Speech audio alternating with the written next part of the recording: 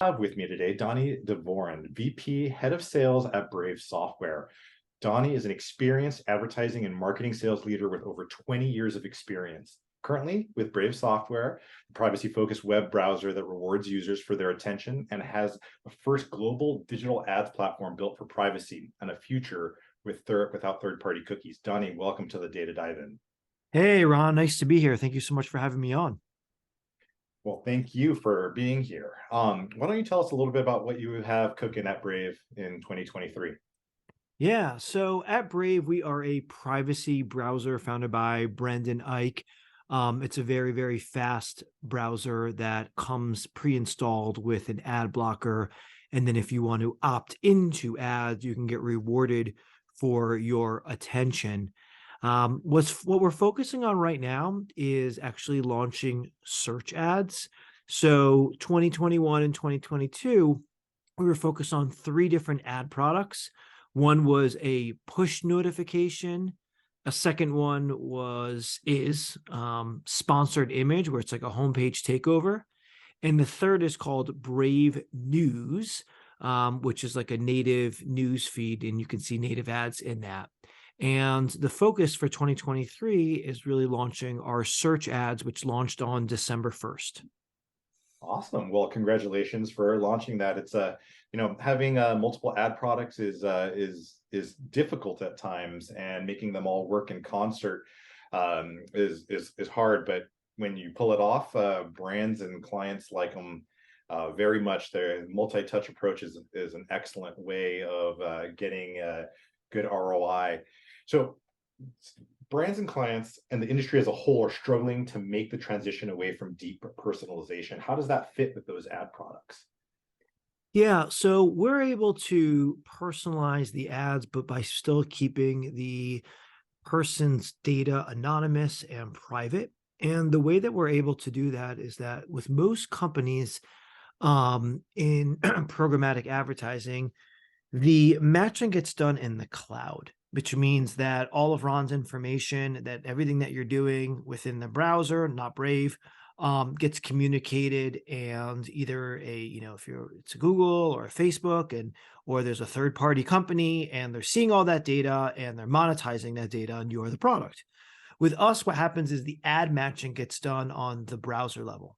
So instead of having all of that data go up into the cloud, the data stays on your device, on your computer, and the ad catalog comes on down to the device, and then the matching gets done there. That's an amazing shift of location of where that all happens. So, and how does that work in conjunction with the token itself for the user? So if I'm the user, I have a browser, I've downloaded the Brave browser, I'm now surfing through the net, and all of a sudden I opt in for an ad. And does that kind of put the ownership back on me? Do I get rewarded for that? How does that function? Yeah, that's exactly how it works. And so you opt in to see, let's say, our push notifications. And then every time you see an ad, you get rewarded BAT, which is basic attention token.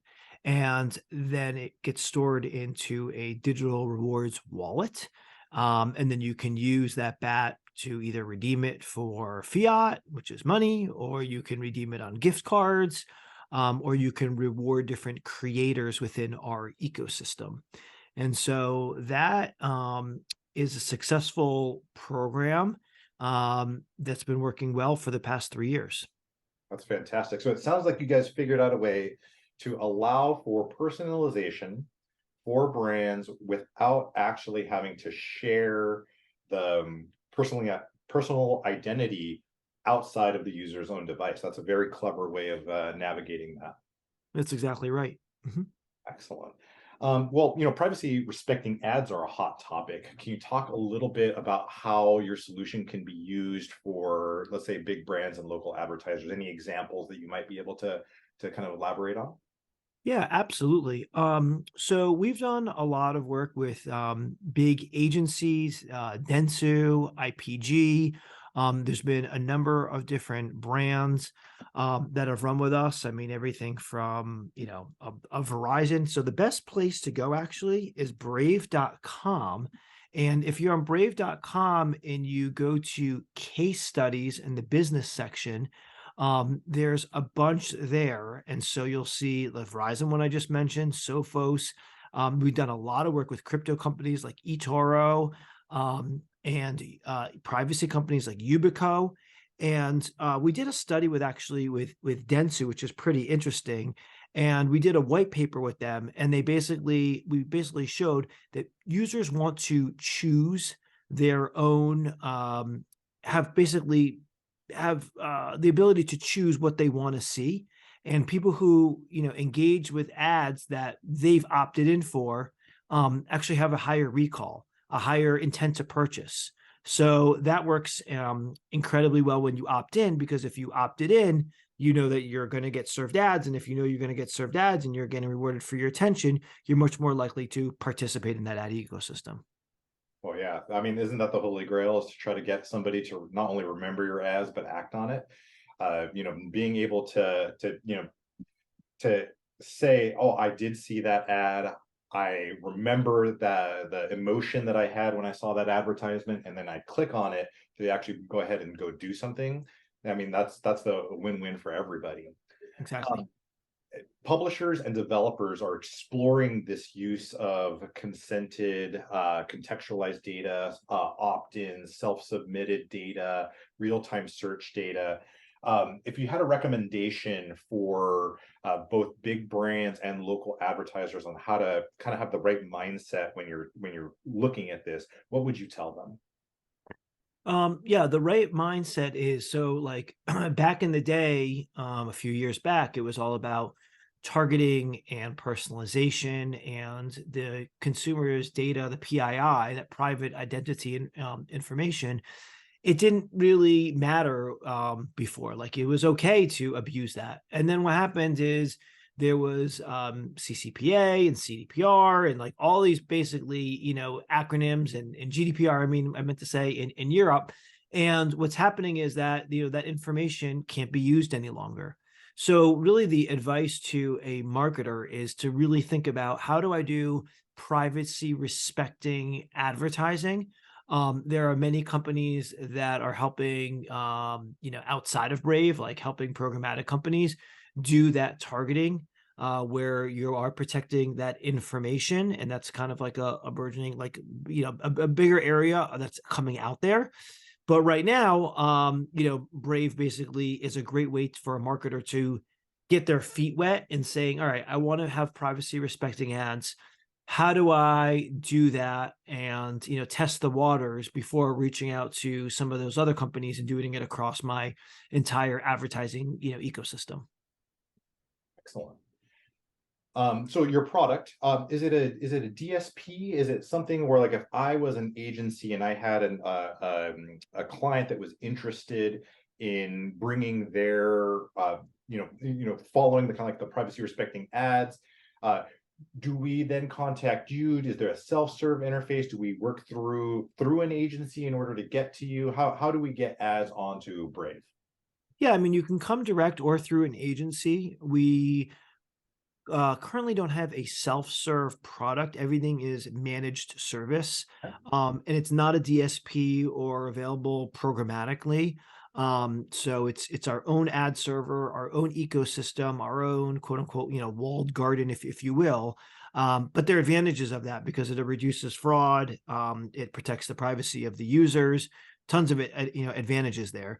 And so if you want to access that, it's easy as contacting me, Donny, Donny, at brave.com, or add sales at brave.com. And we hook you up with a sales rep. Once you're running client, you get an account manager, and then we can monitor performance together. Usually campaigns start at, $10,000 and on up for the push notifications. And then, double that or triple that for our sponsored image ad units. We are running search tests right now in a beta program. So we'll be willing to do, much more discounted rates. And if it's the right client, even a free campaign, if a brand wanted to test search. So that's what's kind of going on as far as how to book and, the different ad units. Fantastic, fantastic. Um, So I think that from a product perspective, it seems really really interesting. Data ownership is a really big topic. The user is clearly has all of their PII, all on their phone, their location, their mobile ad IDs, their IP addresses. All of this is kind of defined in all of the legislations that you just mentioned. Is there a method in which you would be able to recommend to a user to help protect themselves from kind of misuse of their own data? Give me an example of how someone would misuse their own data. An example would be something like maybe not paying attention to like the terms and conditions of what they're signing up for, or something along those lines. Is there something that can be used or helped in a capacity that a user would be able to be maybe more mindful of when operating on the Brave browser or other browsers that kind of would help protect themselves from the misuse of their data? Well, the thing is with Brave is that we don't even have access to the user's data at all. So if you don't have access to it, you can't misuse it. And so it becomes as clean as that. So maybe the simple thing would be just to say, drop Chrome and download Brave, huh? Yes, yes. It's a faster browser, protects your privacy, uses less data, comes with an ad blocker. If you want to opt into ads, then you get rewarded for it. Like everybody that I've spoken to that uses Brave or have downloaded Brave, like, oh my God, this is night and day, so much better than Chrome or Apple, Safari, anything else that they've used. Yeah, exactly. Oh, well, wonderful. Now, if you had to name one of the biggest pain points of working either with data or in the DSP space, what would you say it is? So I've worked in the DSP space before. That was my prior job. And the challenge was with it is that it was just so um, unknown. It was such a black box. You just didn't know where your ads were running, if they were real, if they were being served to bots. You had to go off of these, Google ad tags that, you didn't even know if any of that data was correct. And at the end of the day, someone would say, like, look, I spent, $50,000, $100,000 and I didn't get any conversions, or I got minimal conversions. And then there was this whole conversation. Well, you got the view through conversions, but not the click through conversions. And then the client says, well, I really just care about the click through conversions, not the view through conversions. And the reality is that people aren't clicking on those, display ad units. And so, the beautiful thing about Brave is that, we can track both. We can track, view through conversions, click through conversions. Everything's in a beautiful dashboard. It's just a lot, easier to use and interact with, because it's all in one platform, and where the ads are running. They're running in the Brave browser. That they're push notifications. That they're sponsored images. When you buy sponsored image, which is our homepage takeover for the day, as a user, you open up your browser and then you see the ad that you're running that day. It's like buying an ad on the Super Bowl. It's like, that you're going to be running in the third quarter, and then the third quarter comes and you see your ad or you don't see your ad. With us, it's the same thing with the sponsored image, which is really nice. Or you open up Brave News, which is our news product, and if you bought that first slot, you go through and then you'll see your ad. There's no mystery to it. Fantastic. And if somebody wanted to get in touch with you, I think you mentioned your emails earlier. Would you mind repeating that one more time? Sure. It's Donny at brave.com, DONNY at brave.com, or adsales@brave.com, ADSALES at brave.com. And again, we'll hook you up with a rep, and you can get a campaign going in a matter of 3 days. Love it. Donny, thank you so much for being with us today, and we hope to have you back on the segment another time. Sounds great. Thank you so much, Ron. Appreciate it. Excellent. Thank you so much.